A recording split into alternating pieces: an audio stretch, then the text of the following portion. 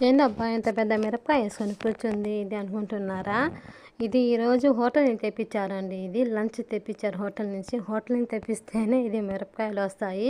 కానీ మిరపకాయలు రావు. మా ఇంట్లో మిరపకాయలు నేను చూడాలంటే ఏదో నేను బయట పోయినప్పుడు షాపు పోయినప్పుడు తెచ్చుకోవాల్సిందే మిరపకాయలు. ఎందుకంటే అన్నంలో నంచుకొని తింటే మిరపకాయలు బాగుంటాయండి. బయట కంట్రీలో మనం కూరల్లో ఎక్కువగా చేసుకోం కాబట్టి కారంవి ఇక్కడ మనకి ఇలా నంచుకొని తినడం అలవాటైపోయింది. ఇలాగా మీకు కూడా అలవాటైంది? ఎంతమందికి అలవాటైందో నాకు కామెంట్ పెట్టండి. బయట కంట్రీలో ప్రతి ఒక్కరు కూడా అండి ఇప్పుడేందంటే అలవాటైపోయినోళ్ళు ఏందంటే మిరపకాయ, ఎర్రగడ్డ తర్వాత ఏందంటే ఇవి పచ్చివి తింటారు కదా! చాలామందికి ఇక్కడ అలవాటైపోయిందండి. కూరలే కావాలి అన్నట్టు లేదు. ఇప్పుడు కూర లేకపోయినా కూడా ఆ అన్నంతో, ఆ చికెన్‌తో ఆ మిరపకాయ నంచుకొని తినేస్తారండి ఇక్కడ. ఇప్పుడు అలవాటయింది కాబట్టి అంటున్నాను నేను. కానీ అందువల్ల ఆ మిరపకాయ చూపిస్తున్నాను మీకు. కారం ఉండదులే అండి. ఇక్కడ వీళ్ళు తినరు కారం కూడా. ఈ మిరపకాయ కూడా అంత కారం ఉండదు. కొంతమంది